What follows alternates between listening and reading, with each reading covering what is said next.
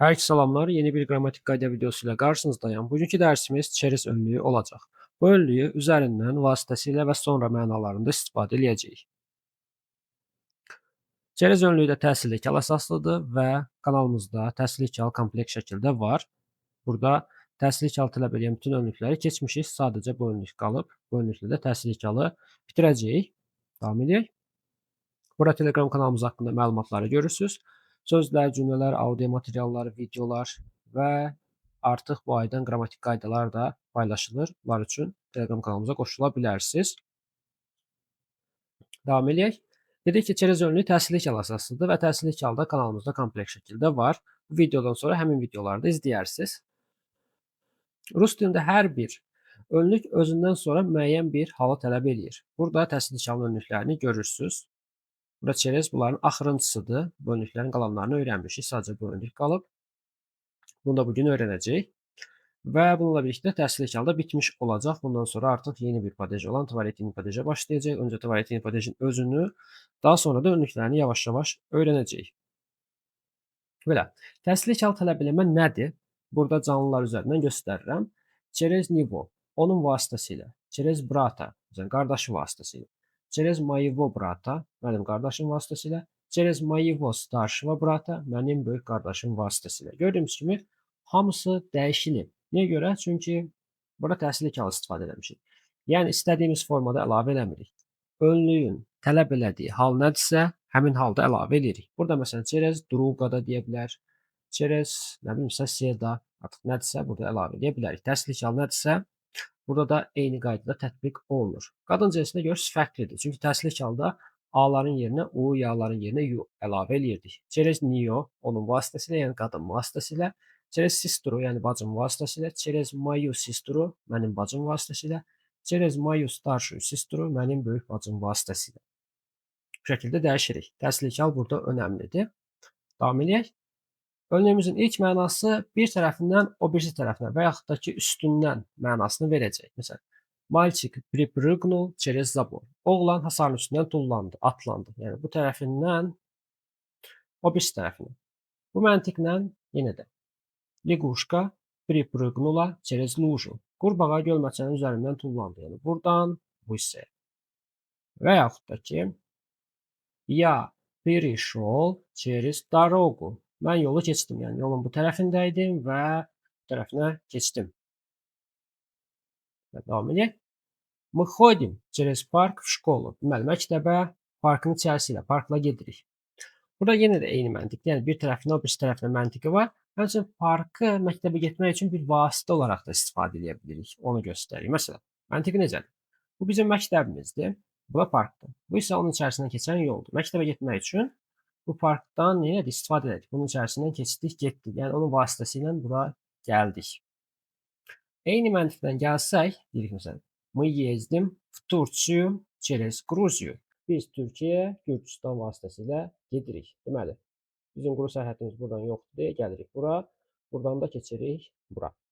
Deməli, nə edirik? Bunu bir vasitə olaraq istifadə edirik. Bizim dilimizdə də через ifadəsi tez-tez işlənir. Bunun məntiqi budur. Yəni bir yerə getmək üçün başqa bir yerə gedirik, oradan artıq həmin yerə gedirik.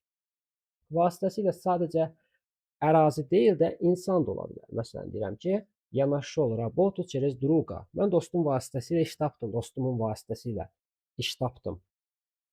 Belə düşünülə bilər. Və yaxud da ki, мы познакомились через подругу. Biz rəfiqəm vasitəsilə tanış olduq. Davam edək. Он продал машину через посредника. O maşını vasitəçi vasitəsilə satdı. Bu şəkildə istifadə edə bilərik. Yəni insanlar üçün də işlənə bilər.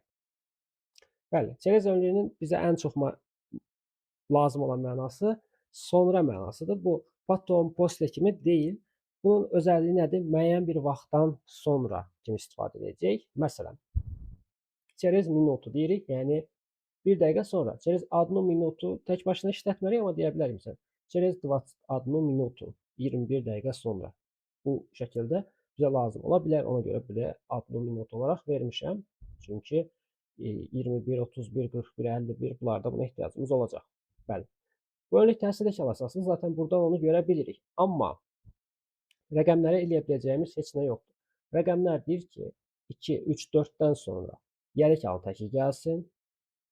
5'dən 20'ye qədər olanlarda isə yelekalı cəmi gəlsin. 20'dən sonra yenidən bu proses başdan başlasın. Yəni 21'də yenə buranı istifadə edəcək. Через 21 minutu. 22'də buranı istifadə edəcək. Через 22 minutu. 2 minutu bu qadın cinsidir. Minuta sözü qadın cinsidir. Ona görə 2 deyirik. 2 cins olanda 2 deyirik. Onu da bilmiş oluruq. Через 23 minutu. 23 dəqiqə sonra. Через 24 minutu. 24 dəqiqə sonra. Amma через 25 minut 25 dəqiqə sonra. Bu belə davam edir. 30'da da belə gedəcək, 40, 50, 60 hamısı belə gedəcək yəni. Və digərlərində də belə olacaq. Yəni saat, gün, ay, həftə hamısında eyni məntiqdir. Hər dəfə yenidən izah eləməyəcəm. Burada başa düşsəz, ondan sonrası da o şəkildə gedəcək. Örnəklərimizi oxuyaq. Мы выйдем через 5 minut. Biz 5 dəqiqə sonra çıxırıq. Через 5 minut. Görürsünüz, minut işlədir. Sözün kökü əslində minutadır. Burada A var idi. Onun yerinə O qoyub. Dedik axı, bu önlük təslilik əsaslıdır. Bir də adlı qal istifadə olunur. Yəni, burada təslilik olduğuna görə A-nı U-ya çevirir. Amma rəqəmlərdə artıq bunu istifadə edə bilmirik. Burada məcburi gəlir əlavə eləyirik. Позвони мне через 10 minut. 10 dəqiqə sonra mənə zəng elə. 10 dəqiqə sonra. Через 10 minut. Başqa verək. Поезд отправится через 20 minut. Qatar 20 dəqiqə sonra yola düşəcək. Bu SV olduğuna görə gələcək zamanda verib düşəcək. Var отправляется yola düşür. Və var отправится gələcəkdə bir dəfə olacaq. Yəni SV feilləri kanalımızda var. Onu da izləyərsiniz. Eyni qədər ças 2, 3, 4 часа 5 часов, 6 часов, 7 часов 20'ye qədər gedir. Yenə bayaq göstərdiyim məntiqdən burada davam eləyir. Məsələn deyir, самолет вылетит через 2 часа. Təyyarə 2 saat sonra uçacaq. Yəni burada uçaraq çıxacaq. Və yaxud da ki, мы закончим работу через 5 часов. Biz 5 saat sonra işi bitirəcəyik. Через 5 часов. 5 saat sonra. Və yaxud da ki, я приду через 3 dня. Mən 3 gün sonra gələcəm. Den, dня, dney. Yenə eyni məntiqdən davam edirik. 1 den, 2, 3, 4 dня, 5 dney. Davam edək. Он вернется через 7 dnей. O 7 gün sonra qayıdacaq. 7 gündən sonra qayıdacaq. 7 dney. Çünki 7. Burada görürsünüz 5 ilə 20'nin arasındadır. Başqa verək. Мы встретимся через 10 dnей. Biz 10 gün sonra görüşəcəyik. 10 dnей. 10 gün sonra. Və yaxud da ki, посылка придет через 15 dnей. Bağlam 15 gündən sonra gələcək. Неделю. 2 недели, 3 недели, 4 недели. 5 недель, 6 недель, 7 недель belə davam edir. Həftə sözüdür.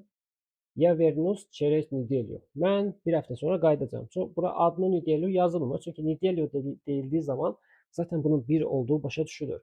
Adlı nedelyu bizə hardan lazımdır? 21 həftə, 31 həftə, 41 həftə demək üçün məsələn. Через 21 nedelyu.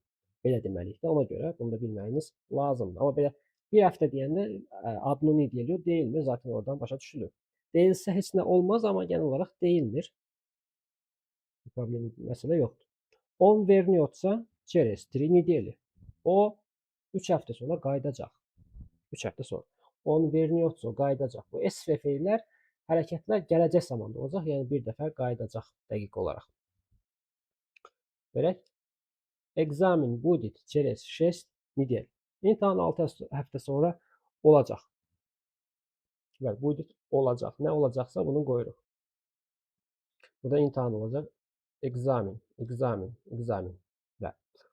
Там или Kurs закончится через 3 месяца. Kurs 3 aydan sonra bitəcək. Bəli, aylar. Yenə месяц, bir dənə aydırsa, 2 месяца, 3 месяца, 4 месяца, 5 месяцев, 6 месяцев, 7 месяцев belə gedəcək. Bəli, dedik ki, kurs закончится через 3 месяца. Burada SV yəni bitəcək. 3 ay sonra dəqiq bir dəfəlik bitəcək. Мы увидимся через 9 месяцев. Biz 9 aydan sonra görüşəcəyik. 9 aydan sonra через 9 месяцев. Bu yanında ilkini oxuyursunuz. Buradakı yanında i kimi oxuyursunuz. Çünki vurğusuz olan yağlar i kimi oxunabilirlər. Yəni bu rus dili üçün normaldır. Davam edək.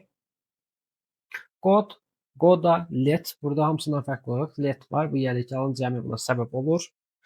Biraz fərqlidir. Yadınızda saxlayın. Bu da il sözüdür. Məsələn, я окончу университет через 4 года. Deməli, mən universiteti 4 il sonra bitirəcəm. Окончу. Bu universitet, məktəb bitirmək üçün istifadə olunur. Закончу, məsələn, hər hansı bir işi bitirəcəm. Закончу работу. Окончу, yəni universitet, məktəb, belə bir şeylər üçün istifadə edə bilərik. Əlbəttə ki. Где ты себя видишь через 10 лет? Sən özünü 10 ildən sonra harda görürsən? Belə bir sualdan istifadə olunur. Belə, dərsimiz bu qədər.